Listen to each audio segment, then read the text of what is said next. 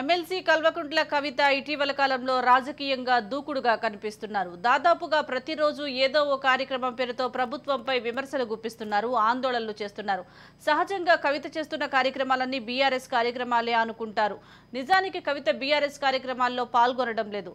సొంతంగా తెలంగాణ జాగృతి పేరు మీదనే ఈ కార్యక్రమాలు చేపడుతున్నారు.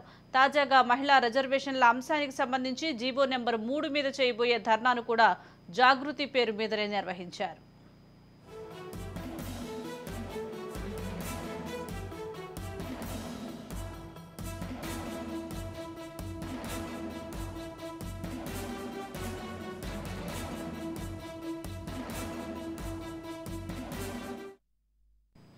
బీఆర్ఎస్ తో సంబంధం లేకుండా ఈ ఆందోళనను నిర్వహించనున్నారు కల్వకుంట్ల కవిత. బీఆర్ఎస్ పిలుపు మేరకు ఇచ్చిన కార్యక్రమాల్లో పాల్గొనకుండా కేవలం తన సంస్థ వేదికగా వేరే కార్యక్రమాలు నిర్వహిస్తుండటం రాజకీయ వర్గాలను ఆశ్చర్యపరుస్తోంది. చట్టసభల్లో మహిళలకు 33% రిజర్వేషన్లు కల్పించాలని గతంలో ఢిల్లీలోని జంతర్ మంతర్ వద్ద ధర్నా నిర్వహించారు. ఈ కార్యక్రమాన్ని కూడా భారత జాగృతి ఆధ్వర్యంలోనే చేపట్టారు. ఇందులో బీఆర్ఎస్, సిపిఐ, సిపిఎం నాయకులు పాల్గొన్నప్పటికీ కార్యక్రమం మాత్రం భారత జాగృతి ఆధ్వర్యంలోనే సాగింది.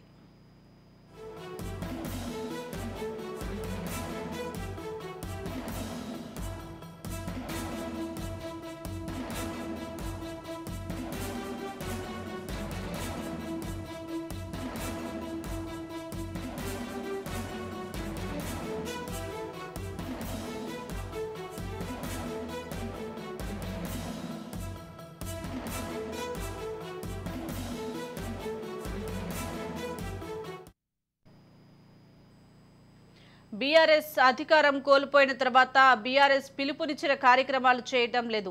కాళేశ్వరం ప్రాజెక్టు నిర్మాణంలో అవినీతిపై విమర్శలు వస్తున్న తరుణంలో బీఆర్ఎస్ చలో మేడిగడ్డ కార్యక్రమానికి పిలుపునిచ్చింది. ఈ కార్యక్రమానికి party working president KTR, Harish Rao, ఇతర ముఖ్య నేతలంతా హాజరయ్యారు. ఈ ప్రోగ్రాంకు కవిత వెళ్లలేదు. దీనికి సంబంధించి మరింత సమాచారం మా ప్రతినిధి మహేందర్ అందిస్తారు. మహేందర్, బీఆర్ఎస్ పార్టీ అధికారం కోల్పోయిన తర్వాత పూర్తిగా ఎమ్మెల్సీ కవిత చాలా దూకుడుగా వ్యవహరిస్తున్న పరిస్థితి కనిపిస్తుంది. ప్రతి కార్యక్రమంలో కూడా చాలా యాక్టివ్గా పాల్గొంటున్న విషయం తెలుస్తుంది. ఇప్పటికే బీఆర్ఎస్ పార్టీ తరఫున పిలిచినటువంటి కార్యక్రమాలు తాను దూరం ఉండడం, కేవలం తాను చేసేటువంటి కార్యక్రమాలన్నీ కూడా జాగృతితో చేయడం అనేది హాట్ టాపిక్గా మారింది. ఒకవైపు కవిత బీఆర్ఎస్ పార్టీ కార్యక్రమాలకు దూరం ఉంటూ జాగృతితోనే చేయడం అనేది మరి బీఆర్ఎస్ పార్టీకి తాను దూరం అవుతుందా అనేటువంటి ప్రశ్నలు కూడా వస్తున్న పరిస్థితికి దారితీసిన పరిస్థితి కనిపిస్తుంది.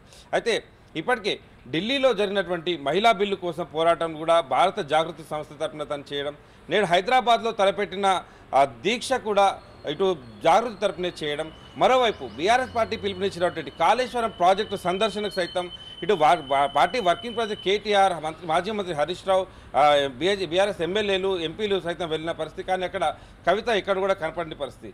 సో బీఆర్ఎస్ పార్టీ చేస్తున్నటువంటి కార్యక్రమాలకు దూరం ఉంటూ కేవలం భారత జాగృతి సంస్థను మాత్రమే హైలైట్ చేసుకుంటూ తాను పోరాటాలు చేస్తున్న పరిస్థితి కనిపిస్తుంది.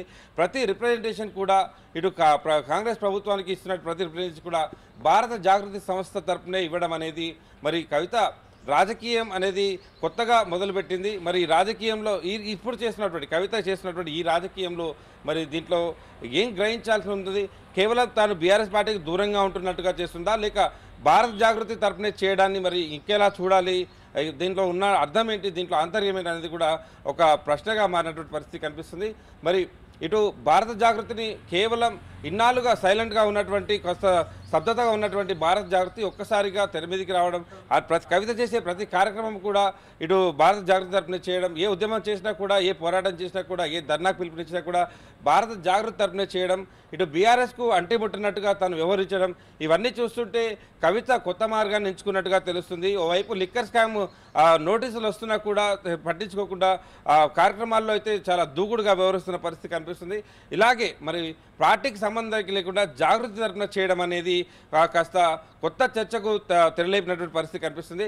బీఆర్ఎస్కు కవిత దూరంగా ఉంటున్నారా, దూరం అవుతున్నారా, లేకుండా దూరం చేస్తున్నారా అనేటువంటి అనుమానాలు కూడా వస్తున్న పరిస్థితి కనిపిస్తుంది. మరి ఈ కొత్త రకం రాజకీయంలో వ్యూహాలు ఏంటి? మరి కేసీఆర్ వ్యూహాలా, లేక లిక్కర్ స్కామ్లో వస్తున్నటువంటి ఆరోపణల దృష్ట్యా, నోటీసుల దృష్ట్యా ఇదంతా ఒక వ్యూహంగానే చూడాలా? భారత జాగృతిని ఎందుకు తను హైలైట్ చేస్తుంది, పార్టీ కార్యక్రమాలకు ఎందుకు దూరంగా ఉంటుంది అనేది అనేక అనుమానాలకు దారితీస్తున్నటువంటి ప్రశ్న.